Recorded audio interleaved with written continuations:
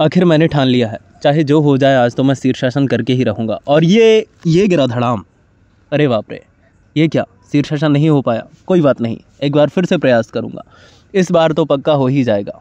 अरे अरे अरे अरे अरे अरे, ओ माय गॉड, फिर से असफल। एक बार फिर से प्रयास करता हूँ, इस बार तो हो ही जाएगा, मुझे पक्का विश्वास है। अरे ये क्या, फिर से गिर गया। नमस्कार साथियों, आज था मेरी 120 दिवसीय समग्र परिवर्तन श्रृंखला का 45वां दिन और आज मैं करने जा रहा था शीर्षासन का अभ्यास। जैसा कि आप देख ही चुके हैं कि मैं बार बार गिर रहा था और फिर पुनः पुनः उठकर प्रयास करता जा रहा था, किंतु मैं सफल नहीं हो पा रहा था। क्या मैंने अंततः हार मान ली? बिल्कुल नहीं।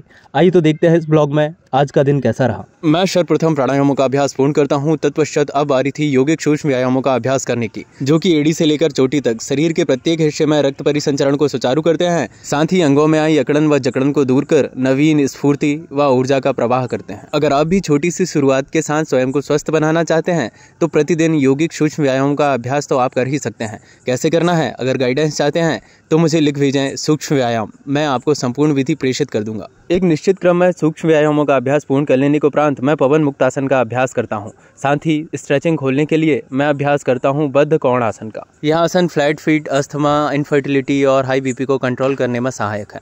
अगर आप चाहते हैं कि आपके लीवर, किडनी, फेफड़े, सभी आंतरिक अंग हमेशा स्वस्थ बने रहें तो आप गौमुखासन का अभ्यास अवश्य करें।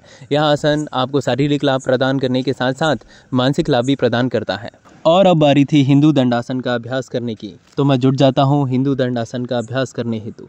इसे पूर्ण कर लेने के उपरांत मैं मार्जरी आसन का अभ्यास करता हूँ। शशांक आसन में क्षणिक विश्राम कर लेने के उपरांत अब बारी थी शुप्त वीरासन का अभ्यास करने की। शुप्त वीरासन का अभ्यास पूर्ण कर लेने के उपरांत अंततः अब बारी थी शीर्षासन का अभ्यास करने की। मैं एक बार असफल होता हूँ और पुनः दूसरी बार अभ्यास करने के लिए उठ खड़ा होता हूँ। दूसरी बार गिरता हूँ और तीसरी बार उठ खड़ा होता हूँ, तीसरी बार भी गिरता हूँ।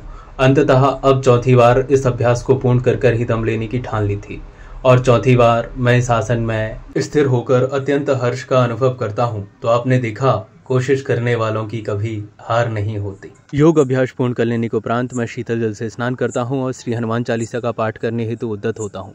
श्री हनुमान चालीसा का पाठ पूर्ण कर लेने के उपरांत मैं दुर्गा सप्तशती का पाठ करता हूँ, जो कि मुझे शारीरिक, मानसिक व आध्यात्मिक तीनों ही तलों पर उन्नति प्रदान करेंगे। भोजन प्रसादी ग्रहण करने के उपरांत मैं गृह कार्य करता हूँ। अंततः संध्या काल में मैं ओमकार का त्रमात्रिक उच्चारण करता हूँ। अगर आज का ब्लॉग प्रेरणादायक लगा तो मुझे कमेंट कर अवश्य बताएं।